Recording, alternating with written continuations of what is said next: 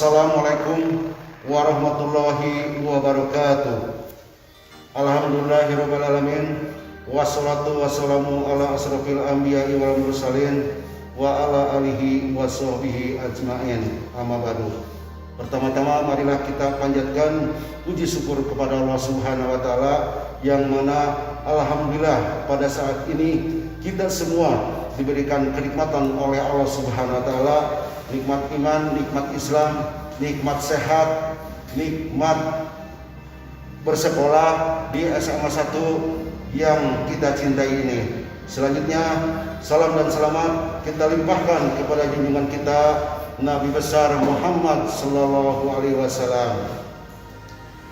Pertama yang saya hormati Bapak Kepala Sekolah, para guru, para staf, serta ketua MPLS SMA Taman Sari ini, serta adik-adik sekalian, siswa SMA Taman Sari yang mungkin sekarang baru kelas 1, yang mungkin dalam keadaan ini, mungkin meskipun dalam situasi pandemi ini belum mengenali atau pengenalan terhadap sekolah, namun pada umumnya sudah mengetahui sekolah ada yang sini, maupun baik dari tempat maupun guru maupun lingkungannya. Semoga adik-adik segini sekolah di tempat SMA Taman Sari mendapat keridhaan Allah Subhanahu wa taala dan diberikan ilmu. Nah, di sini tidak ada jadi halangan bagi adik-adik meskipun situasi pandemi ini ada di rumah tapi tetap belajar dan belajar. Dari sini saya dari Polsek Taman Sari selaku Kanit Binmas, jadi saya akan mengenalkan ya. Pertama, nama saya adalah Sumarna, pangkat saya Ibda atau Inspektur 2 Polisi, dan jabatan saya adalah selaku Kanit Binmas Polsek Taman Sari. Dan status saya beristri, alhamdulillah istri 1 ya, istri 1 anak 4. Itu hanya sebagai pengenalan. Nah, dalam kesempatan ini saya diberikan tugas atau memberikan materi yaitu tentang ketertiban lalu lintas. Jadi dalam hal ini yang dikatakan adalah tertib lalu lintas. Di sini apa yang dikatakan tertib lalu lintas, kita wajib membawa kelengkapan surat-surat baik SIM maupun STNK. Jadi yang utama dalam hal berkendaraan di jalan kita harus memiliki SIM. Yang mana SIM didapatkannya dengan cara pertama adalah dengan usia atau umurnya yang sudah 17 tahun atau yang sudah memiliki KTP. Jadi yang tidak memiliki KTP, yang belum 17 tahun belum bisa mendapatkan surat izin mengemudi. Jadi yang berhak mendapatkan surat izin mengemudi itu adalah siapa? Jadi orang yang telah lulus teori, lulus praktek, dan selanjutnya bisa dikeluarkan surat izin mengemudi. Jadi bagi adik-adik mungkin di sini belum 17 tahun, tapi kebanyakan sudah bisa atau sudah mengendarai kendaraan, tolong tetap menjaga tata tertib berkendaraan.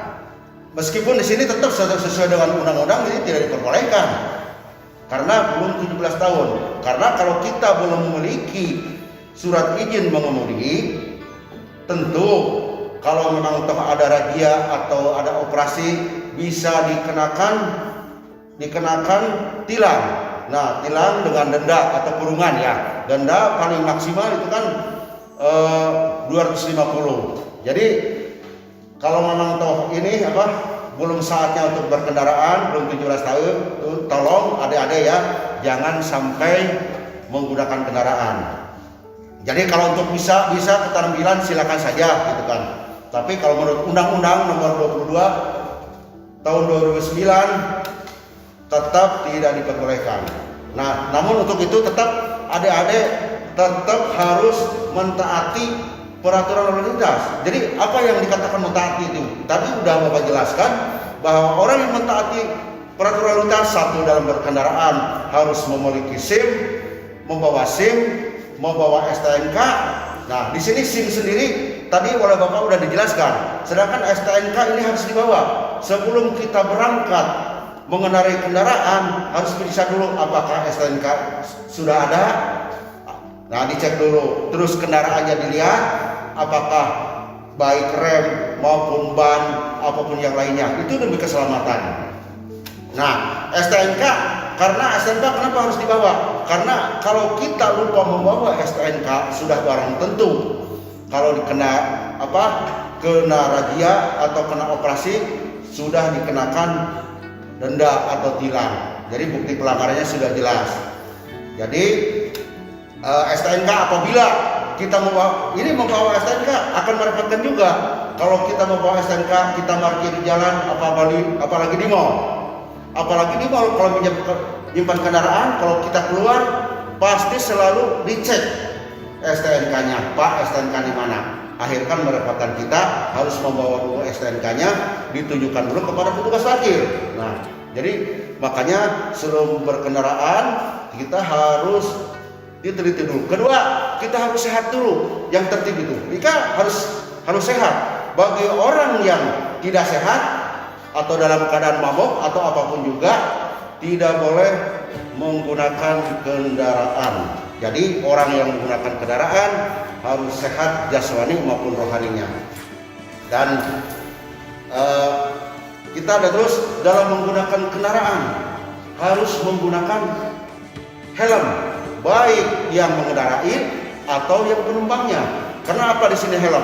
Helm adalah untuk demi keselamatan bagi pada pengemudinya. Jadi helm apabila berbenturan otomatis minimal untuk mengurangi dari risiko daripada kecelakaan.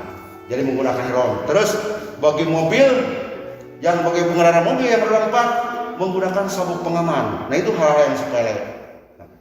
Karena apa? Kita harus berusaha. Kita kalau ingin selamat, kita kan harus berusaha. Sesungguhnya Allah tidak akan merubah nasib seseorang atau suatu kaum jika dia sendiri tidak mengubah. Kalau kita ingin selamat, kan kalau masalah kematian kita tidak tahu ya, kecelakaan. Tapi kita karena tidak tahu waktunya, kita harus waspada. Nah, ini harus dalam hal tertib lalu lintas.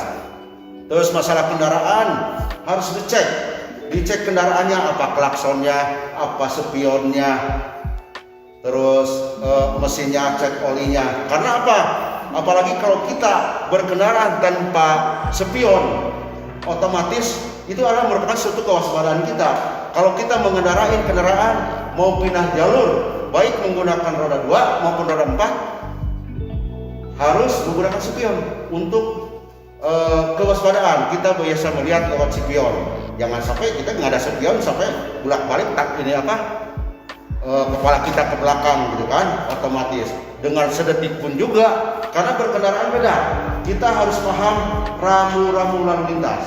Jadi di sini ada sekalian, meskipun belum saatnya untuk mendapatkan surat izin mengemudi, tapi kita harus mengetahui bagaimana aturan-aturan berlalu lintas, harus mengetahui rambu-rambu lalu lintas. Jadi dipelajari dulu. Sedangkan di sekolah juga kalau masalahkan di semester berapa tuh dipelajari bagaimana cara berlalu lintas, bagaimana beretika berlalu lintas, bagaimana. Jadi ini ada etikanya juga nih. Etika lalu lintas, kita berkendaraan harus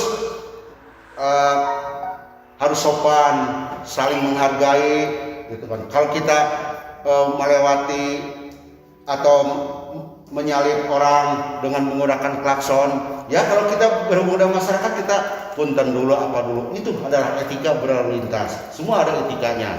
Tidak kebut-kebutan dengan menggunakan kendaraan dengan apalagi pada racing, menunjukkan itu suatu kesombongan. Jadi sudah diatur. Nah, itu juga diatur gitu. Jadi kita harus saling menghargai dalam etika berlalu lintas. Jadi yang paling utama kita dalam kendaraan itu, misalkan dari mengendarai ke tempat lain, kita harus karakteristik daerah.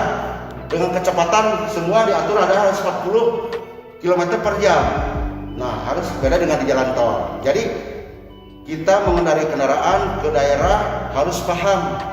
Makanya harus paham rambu-rambu lalu lintas, bagaimana kita menghadapi tikungan, bagaimana kita turunan. Sudah diatur di jalannya.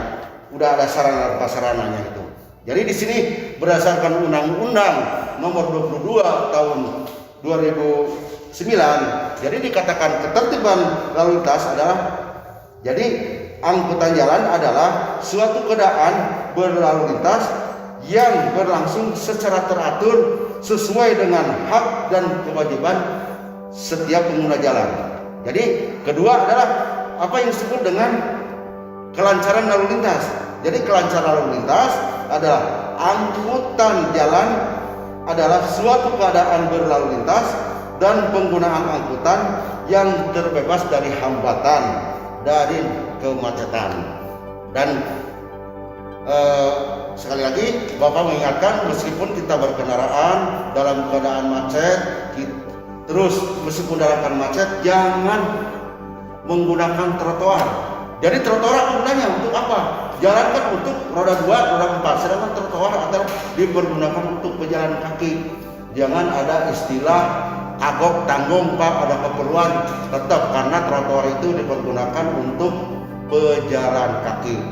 Nah, jangan sampai kita melanggar peraturan lalu lintas. Nah, mungkin itu saja apa yang disampaikan Bapak, mudah-mudahan bermanfaat. Dan kemudian sekarang dalam situasi, dalam suasana pandemi ini, mudah-mudahan siswa-siswi baik yang baru maupun seluruh SMA, siswa SMA Taman Sari semua dalam suasana pandemi selalu diberikan kesehatan, kekuatan, dan mudah-mudahan dinormalkan kembali.